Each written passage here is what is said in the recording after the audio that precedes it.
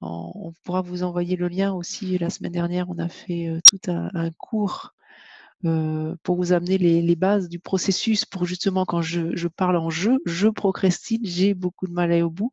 Vous avez entendu Pascal parler de quelque chose, une partie de moi.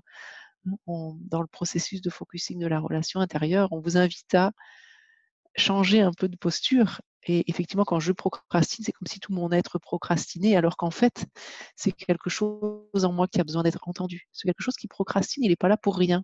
Hein. Peut-être qu'il freine des cas de fer parce qu'il y a quelque chose qui a besoin d'être entendu, qui a besoin d'être écouté.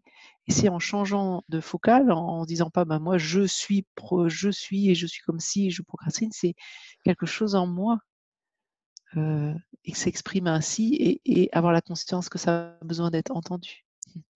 Et c'est super parce que, tu vois, si quelque chose en toi procrastine, comme disait Coralie, ça a ses raisons. Vous voyez, on entend souvent dire des parents à propos de leurs enfants, mes enfants procrastinent et ils font pas leurs devoirs et à la place de ça, ils jouent à des jeux vidéo ou ils vont jouer de la musique à leur guitare et ils n'avancent pas sur le travail, ils procrastinent. Ben, parfois, c'est vachement intéressant, c'est d'aller voir que parfois une partie de nous ne se reconnaît pas dans ce qu'on lui demande de faire. Et plutôt que de jouer dans un rôle, eh bien, ça choisit d'aller vers ce qui lui correspond le mieux. Vous voyez, il y a des gens qui sont devenus champions du monde de jeux vidéo. Heureusement que leurs parents les ont pas obligés, forcés à faire ce qu'ils étaient soi-disant censés faire. On ne sait pas. Notre corps nous envoie des messages.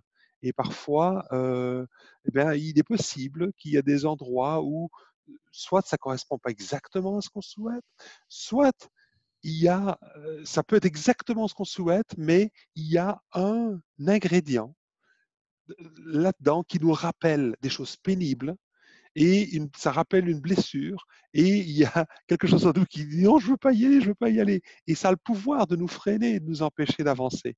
Et ça a besoin d'être entendu pour pouvoir lâcher, pour pouvoir de nouveau être libre d'avancer, si on le souhaite, évidemment, profondément dans ce qu'on a à cœur. Voilà. Mmh. Hmm.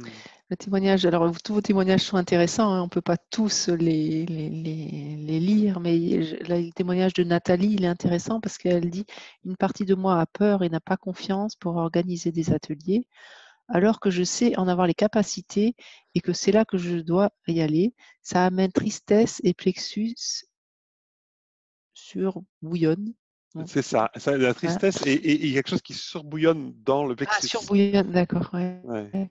Et donc là, ce qui est intéressant de voir, c'est qu'effectivement, dans la dynamique de Nathalie, et observer quand on parle de Nathalie, parce que souvent on se reconnaît, On hein, s'adresse à tout le on monde. parle à tous, c'est vraiment qu'en même temps de reconnaître que quelque chose a peur, et qu'en même temps, vous parlez de ces deux dimensions, cette dimension de quelque chose qui empêche d'être soi-même, et en même temps, il y a vraiment comme cette conscience, comme cette sagesse, comme cette énergie globale qui sait Nathalie, où tu dois aller. Hein.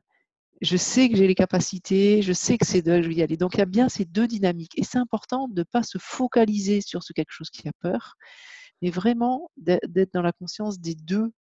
Il y a une énergie de vie, en fait, une énergie de dynamique, une énergie qui veut aller de l'avant et quelque chose qui bloque. Et les deux sont là. C'est vraiment d'avoir cette conscience de cette double dynamique qui fait que ça peut se remettre en mouvement, qui fait qu'on n'est plus bloqué en fait quand on dézoome et qu'on a conscience. Et même là, Nathalie, tu précises que du coup, le fait de faire ce constat, il y a un quelque chose qui observe ça et qui est triste. Hein. Donc, il y a trois dynamiques qui sont en jeu. Et c'est important d'avoir conscience que souvent, à l'intérieur de nous, c'est pas juste il y a un quelque chose, et voilà. Non, il y a souvent une dynamique, c'est pour ça que je trouve que son témoignage est intéressant, de plusieurs parties Mhm. qui sont en jeu, qui se critiquent les unes les autres, qui voudraient que ça soit autrement, voilà. Mm. Et super, merci Coralie pour ton retour sur le témoignage de Nathalie. Il y a évidemment, je sens un lien hein, entre la tristesse, entre le fait de te sentir triste et toutes les capacités et l'évidence que c'est là que tu dois aller et l'impossibilité pour l'instant que ça puisse se faire.